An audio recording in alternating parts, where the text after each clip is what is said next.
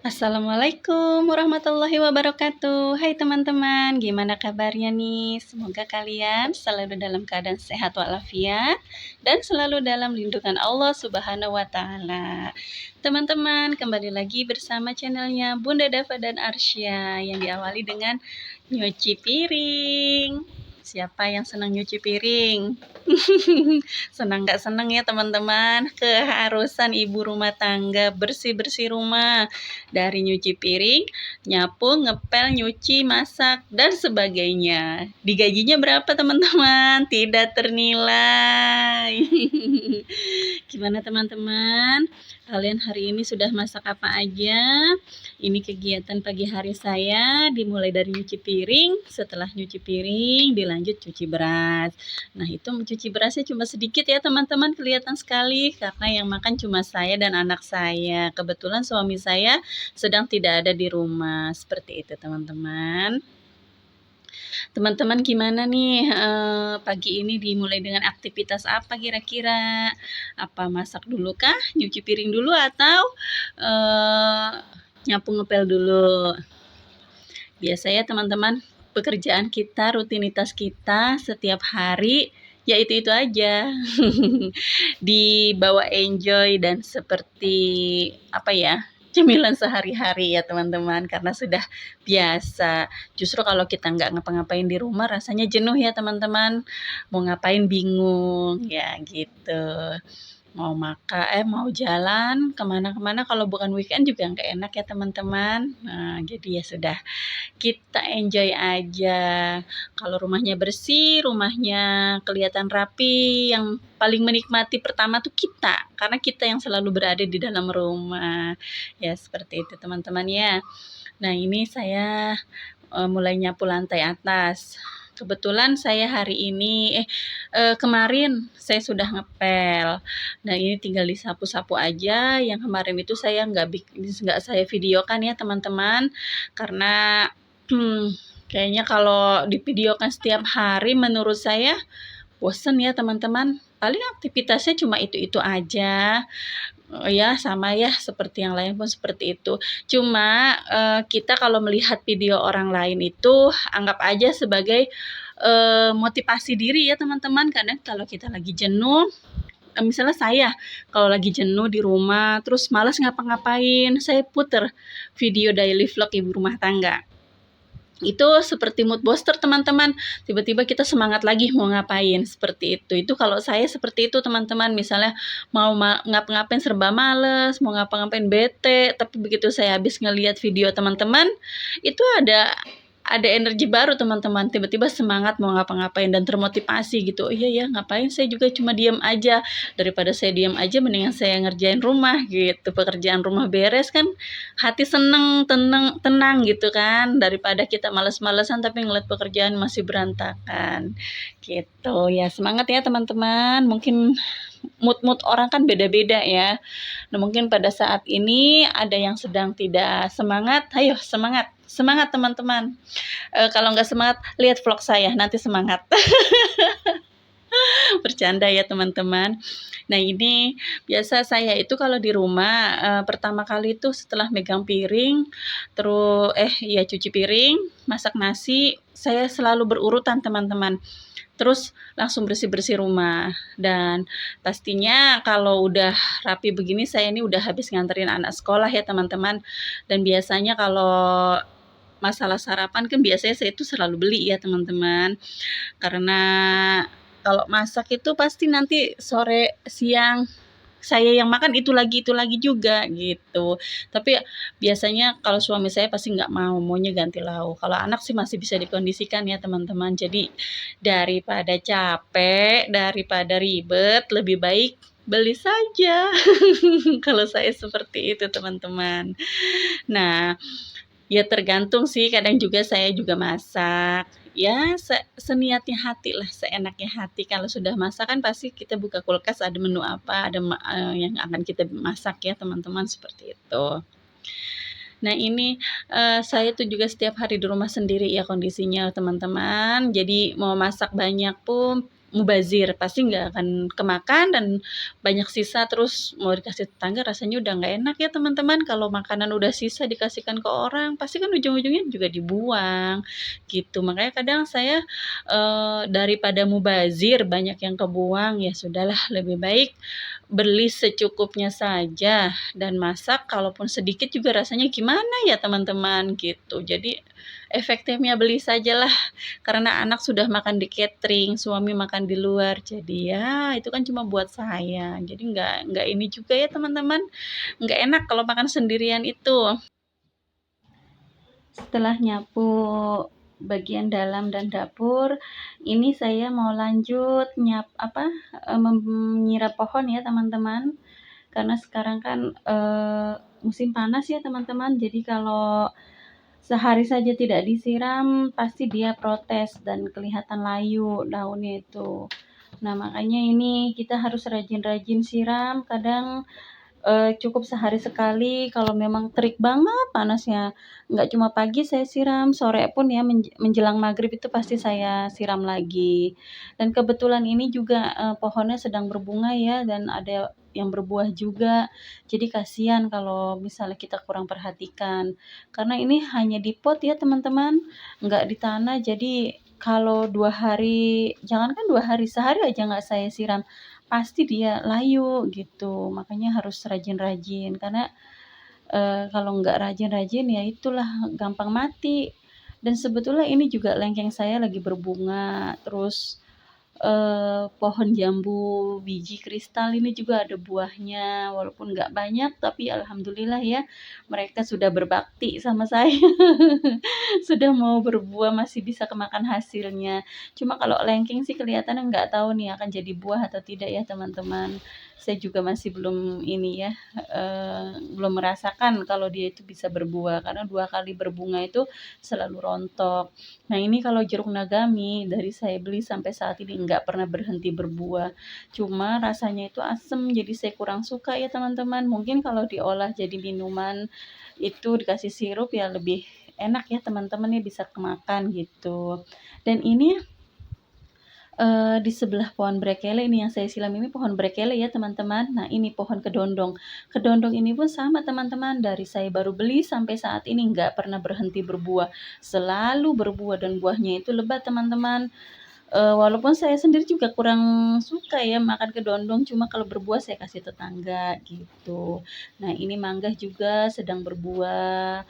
Terus di sebelahnya pohon mangga itu ada pohon sao ya teman-teman. Sao juga sama, nggak ada hentinya buahnya alhamdulillah. Walaupun kecil buahnya tapi manis teman-teman, masih bisa kemakan ya. Dan memang kalau ditanamnya di apa namanya, di pot itu kan nggak maksimal ya mereka perkembangan akar-akarnya juga ya teman-teman. Mereka juga berebut nutrisi. Jadi ya sebegitulah buahnya ya teman-teman, nggak berkembang gitu. Karena hanya sekedar di pot dan potnya juga nggak yang ember besar banget. Jadi ya sedang lah, nggak terlalu besar, nggak kecil. Kalau pohon jambu biji kan kecil tuh. Kalau buah sawo itu agak besar memang gitu. Nah, ini saya sudah di lantai bawah ya teman-teman. Nah, sebelum nyapu, ini kelihatannya nggak ada kotoran ya teman-teman, padahal ini ya berdebu juga sama. Karena sebelum nyapu itu saya ambilin sampahnya dulu ya, saya masukin ke kresek, lalu baru lantainya saya sapu gitu. Dan itu di pojok sana itu ada pohon jenis tanaman lidah mertua ya teman-teman. Bagi penyuka tanaman pasti paham ya itu pohon apa, dan itu fungsinya bagus loh teman-teman, bisa diletakkan di dalam ruangan itu untuk sirkulasi udara yang baik ya. Dia penangkal penangkal radikal bebas ya, atau toksin-toksin yang ada di ruangan kita, di ruangan rumah kita gitu maksudnya. Nah, makanya saya letakkan di sana. Biasanya ya sering kita lihat kalau di pinggir jalan itu ditanam, kadang sembarangan pun dia tumbuh ya dengan mudah. Dan kadang orang yang tidak paham ini fungsinya apa, ya sudah ditanam sembarangan aja gitu. Padahal kalau kita tahu fungsinya itu sangat bermanfaat ya teman-teman untuk kesehatan kita.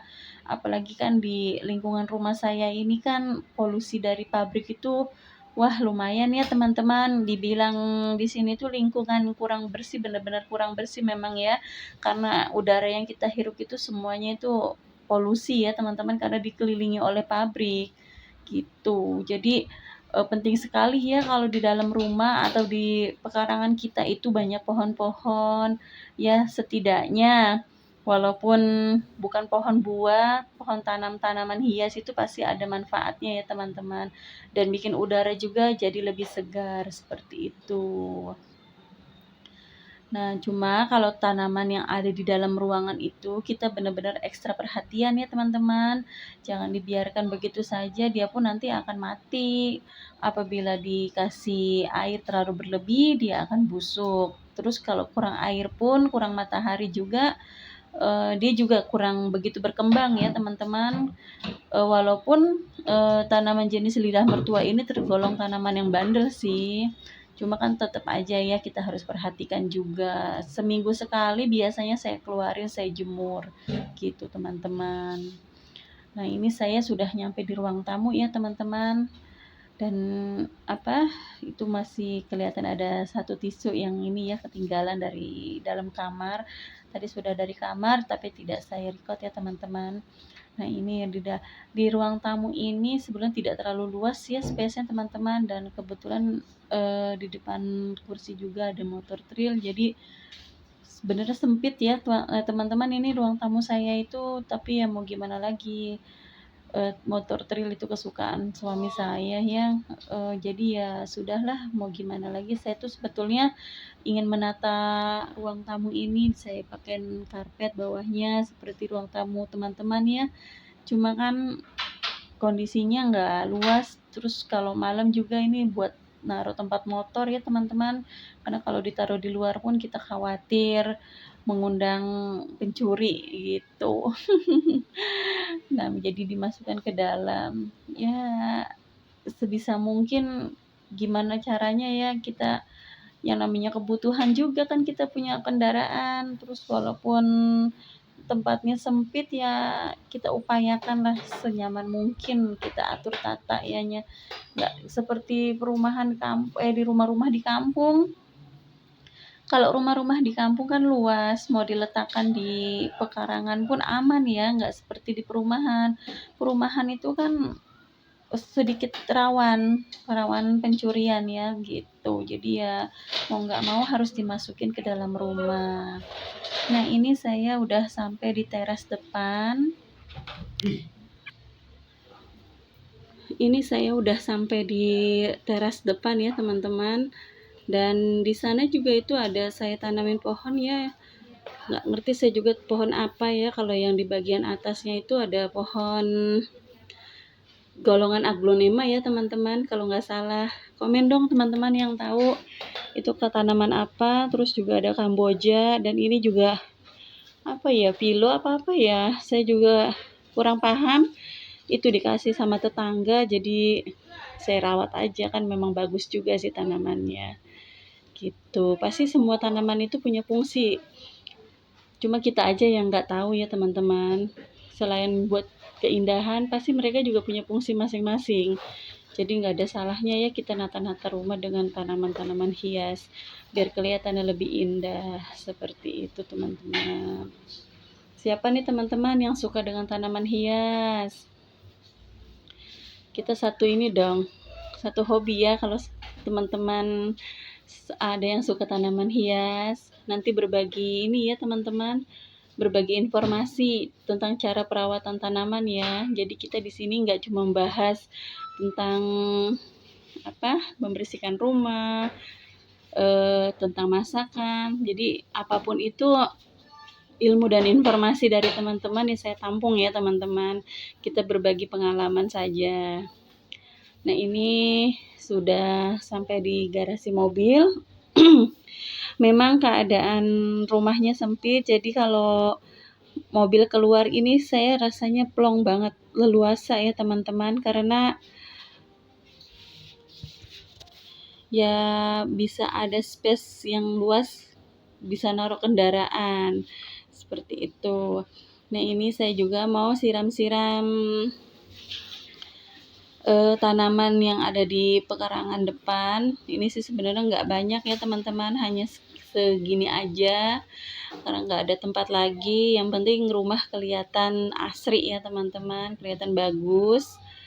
Kalau saya sih nggak perlu mewah, yang penting nyaman ditempatinya, terus juga banyak tanaman-tanaman. Terus yang terpenting lagi nggak kebanjiran dan nggak kebocoran. Karena kalau rumahnya bagus tapi di wilayah yang banjir dan bocor, ya ampun, nggak enak juga ya teman-teman. Dan yang jelas lagi ya aman, seperti itu. Insya Allah sih ya kalau klaster di perumahan di klaster itu masih relatif aman ya teman-teman. Cuma kita harus tetap waspada. Namanya kejahatan itu kapan saja bisa datang ya, dan jangan sampai kita memberi kesempatan kepada orang yang niat jahat gitu. Ya sebetulnya kalau Sabtu Minggu pun di tempat saya itu juga agak-agak ngeri ya, karena banyak pengamen masih bisa masuk sih gitu. Jadi ya harus tetap waspada. Nah ini saya lanjut masak ya teman-teman. Habis bersih-bersih rumah, saya rencananya mau masak telur balado teman-teman. Nah ini bumbunya yang saya sudah chopper, ditumis, lalu dimasukkan telurnya, dan ini telurnya sudah saya goreng dulu ya teman-teman. Biasa ya bumbu telur balado pada umumnya ya teman-teman, cuma ini kelihatannya lebih banyak bumbunya ketimbang telurnya. Karena mau siapa lagi yang makan, nanti kalau kebanyakan juga kan ini ya, nggak habis, tapi ujung-ujungnya kan basi. Terus walaupun dipanasin lagi juga rasanya udah berubah ya, nggak seperti awal kita bikin gitu. Jadi nggak apa-apa lah ya, karena saya orangnya kalau masak tuh bener berani bumbu. Saya nggak pernah masak itu bumbunya nggak kelihatan gitu, nggak sih. Saya senengnya kayak gini-gini, kalau masak itu pasti bumbunya banyak. Senangnya pakai bawang merah yang banyak saya itu, sama bawang putih. Nah, bawang-bawangan itu saya suka sekali, sedap rasanya gitu. Nah, ini nanti saya sambil masak dan juga sambil nyuci piring. Nah, biasanya kalau perempuan itu kan multitasking ya, teman-teman. Mau lagi mengerjakan satu pekerjaan itu bisa 2 atau 3 langsung dipegang ya. Itulah hebatnya perempuan. Nah, ini lanjut lagi saya mau masak cumi hitam ya, teman-teman, kesukaan anak saya. Dan cumi hitam ini juga saya masak nggak banyak-banyak karena yang makan cuma saya dan anak saya. Tapi ya gitu, kalau masaknya banyak-banyak juga nggak ada yang makan dan nggak habis ya teman-teman. Jadi ya udah secukupnya saja. Ini cuma saya kasih irisan bawang merah, bawang putih, sama cabai rawit sedikit ya. Jadi biar ada rasa pedas-pedasnya sedikit. Karena kalau kita nggak kasih yang agak-agak pedas gitu, nggak, kurang ini ya teman-teman. Kadang rasanya itu kurang mantep. Biarin saya biasakan anak saya doyan pedes. Jadi kalau makan itu bisa barengan gitu. Karena kalau dipisah-pisah juga nanti udah masaknya lumayan banyak, terus nggak habis gitu. Jadi biarkanlah, mau 1 iris atau 1 butir 2 butir itu pasti saya kasih biar belajar makan pedes gitu teman-teman. Karena kalau masak hambar juga pasti kurang enak kalau buat kita ya.